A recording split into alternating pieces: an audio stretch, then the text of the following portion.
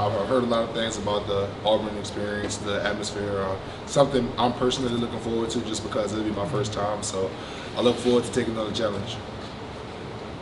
Do you have any problems doing your job in terms of sounds in Charlotte or Vanderbilt with hearing what you need to hear?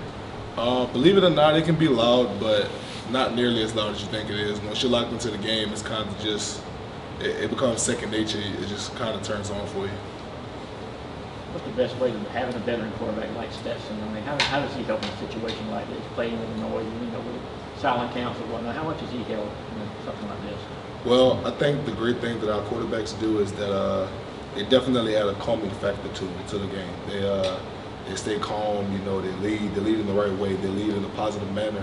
So I think just having that veteran experience from all of our quarterbacks, really, in my opinion, I think it just helps, calm guys down and keep a level head throughout the game. You guys go with like a clap count, or how do you do a silent count in a stadium that's that loud? We usually use the same cadence we always use throughout practice. We haven't had any issues as far as having to modify a cadence yet. Not something that we necessarily are looking to do, but if it happens, you just adjust. Things like that. What steps do you feel that the offensive line has taken these last 2 or 3 weeks to get better? Repeat that one more time. What steps do you believe the offensive line has taken these last 2 or 3 games up till right now? The steps the offensive line has taken, I feel it's just been a step of being intentional, in my opinion. I think we have been really intentional about, footwork and IDs and just, really honing in on what Coach Luke has been preaching to us. In my opinion, I feel like that's where the step has been taken. I feel like just really being intentional and, taking coaching for face value of what it is. Kirby was talking a little bit about how much it meant to y'all to be able to run the football over the weekend. I mean, what kind of confidence does it give you guys kind of going forward? To be able to show that you guys can, really push you guys around? Well, definitely, it brings a great sense of confidence. I think just being able to have that monkey off your back in the sense of just like, man, like, we were dominant. We were able to just come out and do what Georgia football does. So I think it has a great sense of confidence. I know that at least for the offensive line, it's something that we look to, continue to do. So it just really brings in on, just doing what we like to do. Well, just following up on that, I know you were talking about silent count and keeping that cadence. Yes, sir. The importance of getting the home crowd out of the game, running the ball will do that, right? Yes, sir. That's get back to more basic pattern, I would think. I mean, we haven't really focused on a game plan yet. It's Monday early. Honestly, I just got out of class, so a lot of the things I don't really have answers for is that right now. But definitely, taking their fan base out of the game will be a big factor, a part of the game. Sedrick, what's it like to go up against Jordan Davis and Jalen Furler in practice? It's amazing for me. It's amazing for me because every day is competitive. Every day you get better. A lot of the times, you'll lose a rep or you'll win a rep, and you'll get really excited or you'll get really down, and you kind of just have to realize, man, like, you're going against some of the best defensive linemen in the country. You're going to win some, you're going to lose some. So just every day increasing, your value to the team, and really just getting better. I think it really, really helps me. And just also, too, having the support from those guys, man. Like, I may lose a rep to JD. JD may, completely mess over me, but, just have him like, hey, man, like, keep going. You're actually, like, really good. You push me to be better. So just having that aspect, it really, really helps. How much is the offensive line, do you think, close that gap? I mean, obviously, this is a salty, experienced defensive line, and you guys seem to be growing together. How much has that gap closed, do you think, since even spring drills? Can you elaborate on the gap you're talking about? Between the Georgia defensive line and the Georgia offensive line, you talk about going against them. Gotcha. Well, I don't really look at it as a gap. I like to think of it as, iron sharpens iron, because just like those guys get us better, we get those guys better. So, it's the same thing, We go out there and compete every day, and, some days we get the better of them, some days they get the better of us. Can you kind of talk about playing with Payne Walker, and, what are some positives that he has to bring your team? Payne Walker, that's my guy, man. One thing I can say about Payne has always been positive, man. Every time you see him, usually has a smile on his face. He tries to, encourage guys and things like that. And the thing that I like about this team is that, people take criticism and they take, coaching, encouragement, all of those things from, special teams guys, because we view everybody on this team the same. We view everybody on this team as an equal. So that's really something that I like because, man, I can tell you, like, from personal experience, there's been days I've came in, summer workouts, things like that, and I just wasn't feeling it. Payne Walker, Jake Camarda, you know, Pod, guys like that, they said, come on, we need you.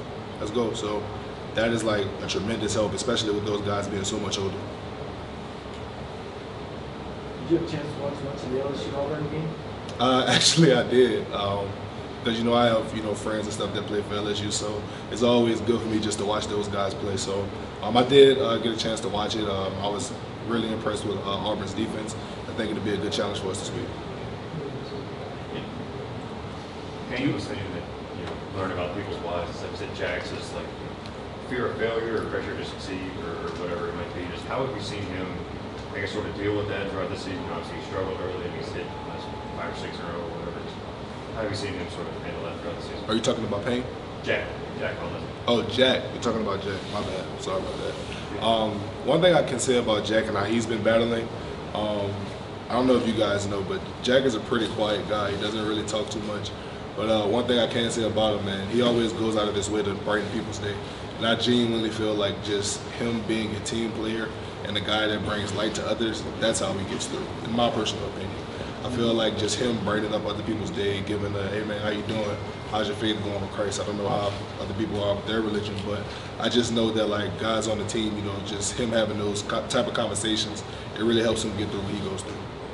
You mentioned hearing about the Auburn environment. I'm wondering, is that from veteran teammates, or is that from coaches or fans, or what have you heard? A little bit of everything, honestly. A little bit of everything.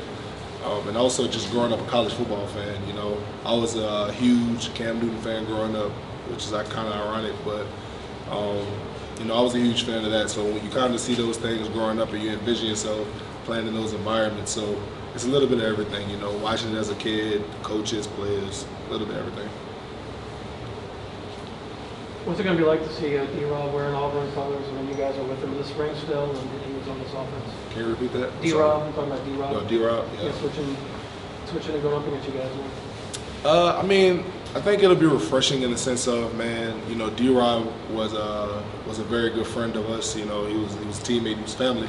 So honestly, just seeing him being able to play and, you know, get some valuable reps for himself, I think it'll be refreshing for us just because, you know, we want the best for him, man. We love D-Rob, you know, had nothing bad to say about him. So just being able to see him, you know, do what he loves to do, it'll be refreshing for us. But at the end of the day, it's business. We want to win this game. I know they want to win this game, you know. Talk to him after.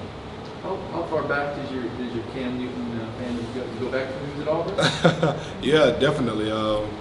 I can remember being a kid. I used to play flag football. I was actually the starting quarterback for our flag football team.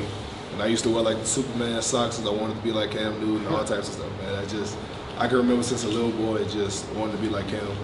When did you lose your snaps at quarterback? You just get too big for that? Yeah, you know, once you have to start putting on pads in New Orleans, you know, there's a weight limit. So, yeah, you can't play quarterback at 100-something pounds and you're like 12. So. Still kind of think. I mean, part of you playing center is obviously being screwed in front, and you think that's part of why the position appeals to you because of some of the control and.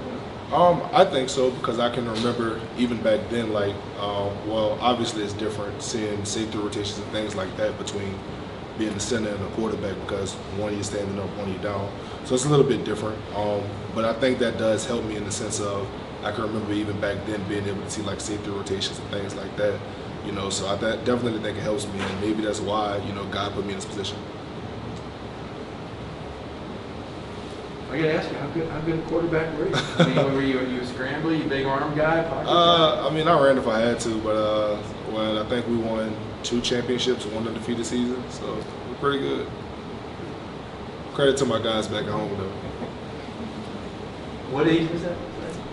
I was in middle school, so really I played it from 5th grade to 8th grade. I didn't really start playing contact football until like my 7th grade year, so.